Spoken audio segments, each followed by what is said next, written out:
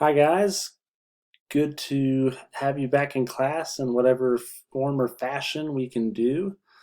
I hope that you all are doing well and are being safe. Um, we are unfortunately not going to be able to finish the mock trial. Um, Obviously, the situation for meeting would cause some difficulties, but really the biggest issue would be um, the time. So the state is only allowing us to give you guys so much homework, so much time, um, and the effort that it would take to prepare for the mock trial, to finish up preparing for the mock trial, that would well exceed the time that you guys have. And so, unfortunately, we're not going to be able to do that. We do need to finish a few things up. And so to help facilitate that, I thought we could review the degrees of homicide for the exercise we'll be doing later this week.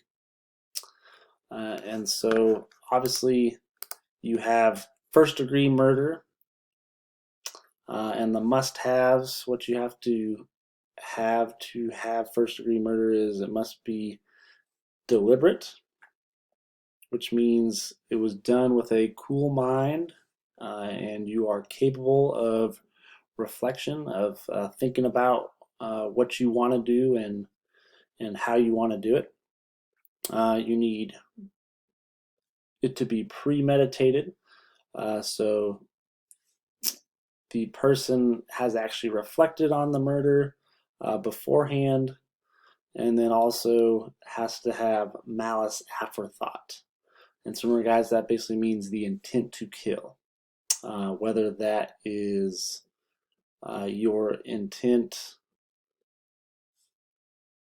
blatantly to do it, so in your head the whole time you're thinking you're going to kill this person, or we can have implied malice aforethought, implied intent, meaning you should know or you do know that what you're doing, your actions, could very well lead to someone's death, and you do them anyway. Okay, so that's our kind of justification, our parameters for first degree murder. An example of this, guys, would be, say you have Barbara, she hates Michael, and she decides to kill him, right? She's thought about it. She doesn't like him, and she picks up a knife and stabs him, and she kills him. Okay, so that would very easily be considered first degree murder. Second degree murder, we don't have to have um, premeditation. We don't have to have a situation where um, you are cool, cold-blooded, right? Um, you just have to have malice aforethought. Okay, and so a lot of times people actually will call this type of murder, second degree murder, uh, a heat of the action murder, right? So you're caught up in the heat of the action. So, for example, Tim and Bob get in a fight. Bob pulls out a knife and stabs Tim in the neck. Bob has committed second degree murder. So Bob, was not necessarily thinking about this. He hadn't had time to reflect about it. He's in the heat of the moment, and he gets angry and decides, "Hey, I'm going to stab this guy." So whether he really thought about killing him or not, though, you still have that intent. You still have that malice aforethought, um,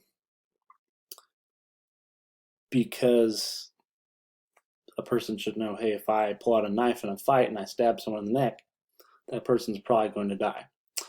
So that's second degree murder. And then we also have involuntary manslaughter. So remember, guys, this is where it's an unintentional killing. You do not have malice aforethought. You did not intend to kill someone, but you caused their death through your criminal negligence, meaning that you bear some kind of criminal responsibility. You didn't do something that you should have, or vice versa. You did something that you shouldn't have according to the law, but you did not have malice aforethought. Okay, so for example, maybe you have this guy Jeff. He is dared by his friends to go throw some bricks through some windows. Maybe it's a house that people think is unoccupied at the time. It turns out there is someone in the house, and one of the bricks goes flying through the window, strikes them in the head. They end up dying from a brain hemorrhage, brain contusion, basically. That would be involuntary manslaughter.